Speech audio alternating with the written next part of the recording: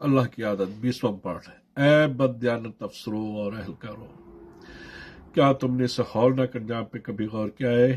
کیا تمہیں اب ان لاکھوں بیواں اور یتیموں کی چیخیں سنائی دیتی ہیں جو مستقبل کی قتلگاہوں سے اٹھ رہی ہیں؟ وہ طوفان نظر آتے ہیں جو آغوش امروز میں پرویش پا رہے ہیں۔ وہ خون انقلاب دکھائی دیتے ہیں جو کھولتے ہوئے لاوے کی تاثیروں میں کروٹ لے رہے ہیں۔ تم اپنی بدکاریوں سے حملہ آوروں کو دعوت دے رہے ہو، تم انقلاب کے سوئے ہوئے خونی راکشش کو جگا رہے ہو۔ نہیں، تم جہنم کو بلا رہے ہو۔ خدا کے بندو، اتنا تو سوچو۔ اگر عوام کا رشتہ محبت وطن سے ٹوٹ گیا تو پھر اس کی حفاظت کون کرے گا؟ اور یہ بھی سوچو کہ اگر تمہاری وجہ سے عوام کی ضروریات رک گئی، ان کی مشکلات بڑھتی گئی اور ان میں اضطراب پیدا ہو گیا تو پاکستان سے ان کا رشتہ محبت و عقیدت کیسے قائم رہے گا؟ سنو اور کان کھول کر سنو کہ ہر قوم کا زوال محض اس لیے ہوا تھا کہ حکمران طبقے کی عیاشیوں، حرام خوریوں، بے نیازیوں اور بدکاریوں نے عوام کو پورے ملک سے متنفر کر دیا تھا اور وہ لوگ اپنی نجات دوسروں کی غلامی میں سمجھنے لگے تھے۔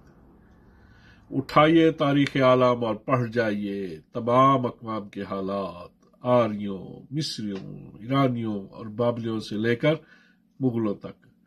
آپ کو ان کے زوال کی صرف ایک ہی وجہ ملے گی کہ عوام میں بے چینی پیدا ہو گئی تھی۔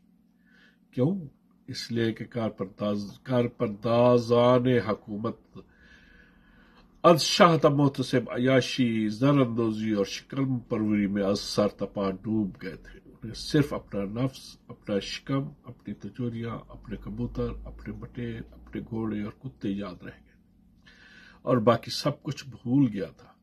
نتیجتاً عوام کا غیظ و غضب ایک مہیب سیلاب کی صورت اختیار کر گیا اور ارباب اقتدار کے جاہ و جلال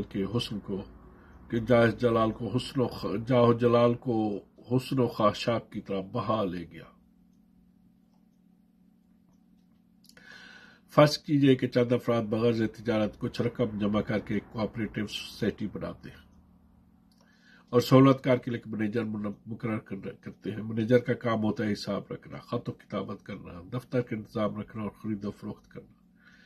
یہ مینیجر سوسائٹی کا ملازم ہوتا ہے اور سوسائٹی کے احکام کی تعمیل اور اس کی بہتری کا خیال اس کے فریض میں شامل ہوتا ہے۔ اب اگر یہ مینیجر بددیانتی شروع کر دے، روپیہ عیاشی اور بدماشی میں اڑانے لگے، چند غنڈوں کو ساتھ ملا کر ہر احتجاج کرنے والے ممبر کو پیٹنا شروع کر دے، تو سوسائٹی کا فرض بن جاتا ہے کہ وہ اس مینیجر کو معزول کرنے کے بعد پولیس کے حوالے کر دے۔ حکومت کو ایک ایسی ہی سوسائٹی سمجھے جس کے علاوہ مالیہ وغیرہ کی صورت میں روپیہ جمع کرتے اور پھر ایک مینیجر یعنی وزیر اعظم یا صدر انتظام چلانے کے لیے مقرر کرتے ہیں۔ اگر یہ مینیجر یا اس کا کوئی ملازم فنڈ میں خرد برد شروع کر دے، عام احتجاج کے باوجود ٹس سے مس نہ ہو، تو سوسائٹی کا فرض ہے کہ اسے معزول کر دے۔ اگر وہ ممبران کی اکثریت کو کسی طرح ساتھ ملا کر اپنی مسند پر جم جائے اور احتجاج کرنے والوں کا گلا گھونٹنا شروع کر دے، تو پھر سوسائٹی کو یہ حق پہنچتا ہے کہ اسے کیفر اقتدار تک پہنچانے کے لیے دوسروں کی امداد حاصل کرو۔ اسی کا نام ہے قومی سوال۔ حکومت سے وزیر اعظم یا صدر اعظم کا نام نہیں، بلکہ اس میں ہر چھوٹا بڑا ملازم برابر کے شریک ہوتا ہے۔ ایک موٹر سینکڑوں پرزوں کے مجموعہ کا نام ہے۔ اگر ان میں سے ایک پیچ بھی کم ہو جائے تو موٹر کی رفتار میں رکاوٹ پیدا ہو جاتی ہے۔ موٹر اسی وقت چل سکتے ہیں کہ ہر پرزہ دوسرے کے ساتھ تعاون کرے۔ اگر کوئی پرزہ تیل کے ٹینک میں سوراخ نکالنے بیٹھ جائے تو زہر ہے، دیر و زود یہ موٹر تباہ ہو کر رہے گی۔ اسی طرح اگر کوئی ملازم حکومت کی کشتی میں سوراخ کرنے پر تل جائے تو اس کی کشتی کا غرق ہو جانا یقینی ہے۔ عوام سفیر حکومت کے تختے ہیں۔ اگر 1، 10 یا 1000 ملازم شب و روز ان تختوں پہ رندہ چلاتے رہے تو ان تختوں کا ختم ہو جانا لا ابدی ہے۔ شام کو کلب میں جہاں تمام محکموں کے حکام جمع ہوتے ہیں، یہی تذکرہ رہتا ہے کہ فلاں مثل خاں، فلاں ناظر، فلاں کلرک راشی ہے، اور جب ان سے پوچھا جاتا ہے کہ آپ ان کے خلاف کارروائی کیوں نہیں کرتے تو عموماً 2 جواب ملتے ہیں۔ اول، ثبوت کا حاصل ہے، میں باندھوں گا تو اوپر جا کر بچ جائے گا۔ 2، نیچے سے اوپر تک یہی حال ہے، کس کے خلاف آواز اٹھائے، اور یہ جواب بڑی حد تک صحیح ہے۔